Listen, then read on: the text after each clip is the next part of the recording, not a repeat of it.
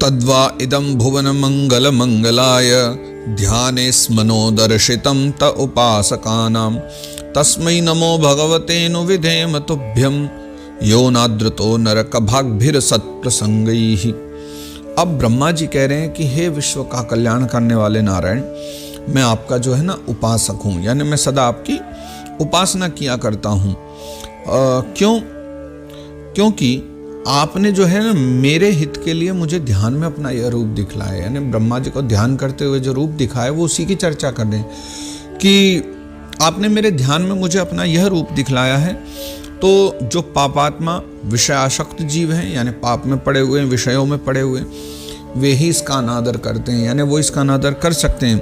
मैं तो आपको इसी रूप में बार बार नमस्कार करता हूँ। समझिए बात, कुछ विषयासक्त जन भगवान के इस स्वरूप की भी निंदा कर सकते हैं, ऐसे भी संसार में हैं, लेकिन ब्रह्मा जी स्वयं कह रहे हैं मैं तो आपके इसी नारायण रूप की ही वंदना करता हूँ, मुझे इससे अतिरिक्त और कोई अब पर ब्रह्म रूप या निर्गुण रूप नहीं चाहिए, मेरे लिए तो ये नारायण रूप ही है ना, परम श्रेष्ठ है, मैं तो इसी की उपासना करता हूँ और इसी को प्रणाम करता हूँ। ये तु त्वदीय चरणाम्बुज कौशगंधम जिघ्रन्ति कर्ण विवरै श्रुतिवातनीतं भक्त्या गृहीत चरण परया च तेषां नापैषि नाथ हृदयाम्बुरुहात् स्वपुंसाम्।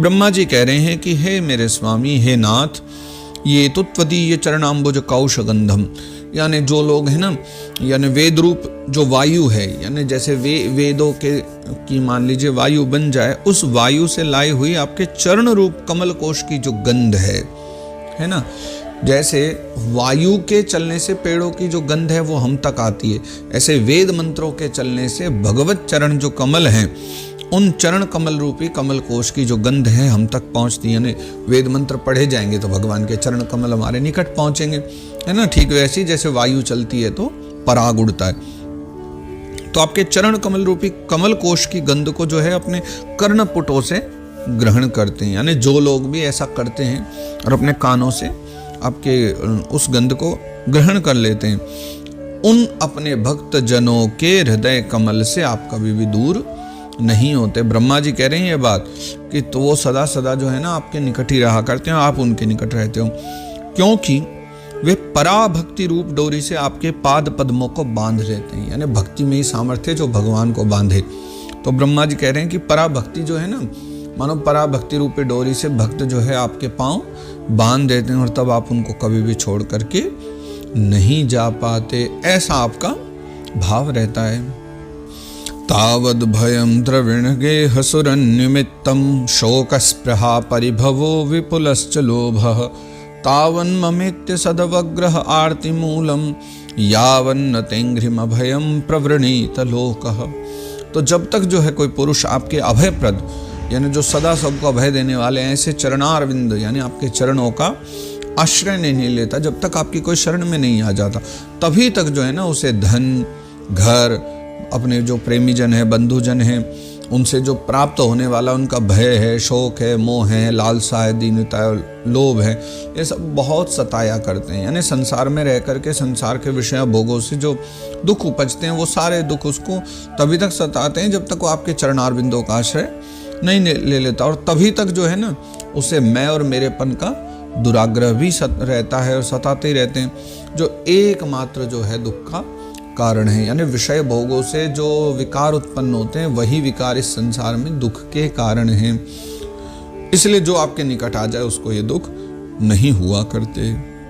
दैवेन ते हतधियो भवतः प्रसंगात् सर्वाशुभोपशमनाद् विमुखेन्द्रियाय कुर्वन्ति काम सुखलेश लवाय दीना लोभा विभूत मनसो कुशलानि शश्वत।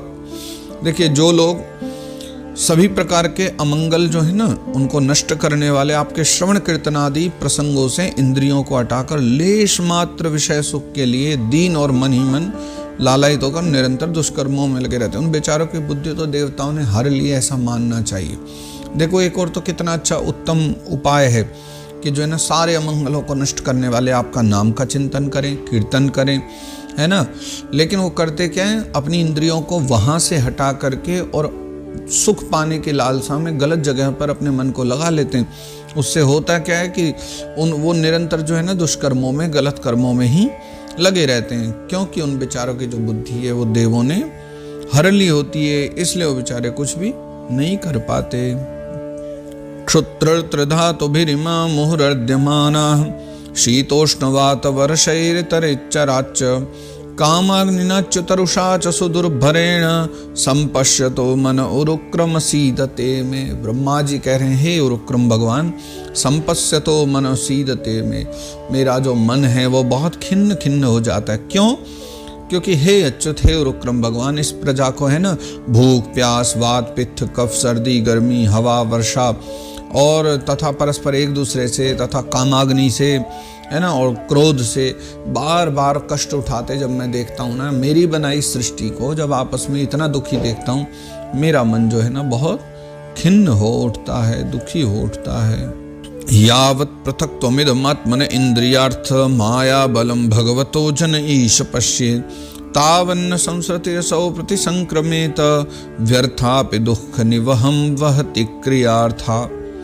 तो हे स्वामी, हे नाथ, जब तक जो है ना मनुष्य इंद्रिय और विषय रूपी माया के प्रभाव से आपसे अपने को भिन्न देखता है। देखो, आप और जीव एक ही है, जीव भी तो आप ही का अंश है।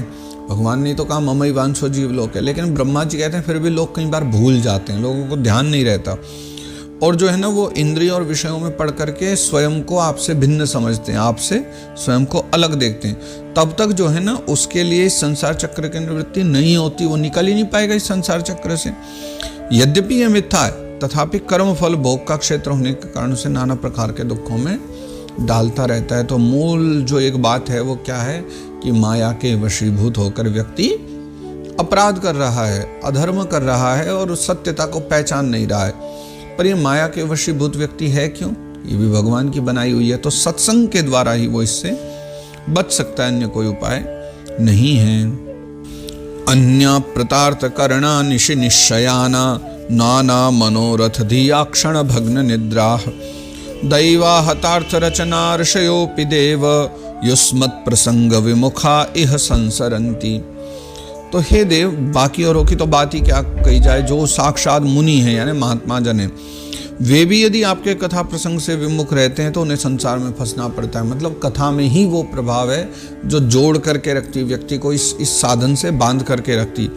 अन्यथा मुनिजन है, वो भी अगर कथा प्रसंग उनकी भी छूट गई, उनसे विमुख रहने लग जाएं तो उन्हें भी संसार में फंसना ही पड़ता है।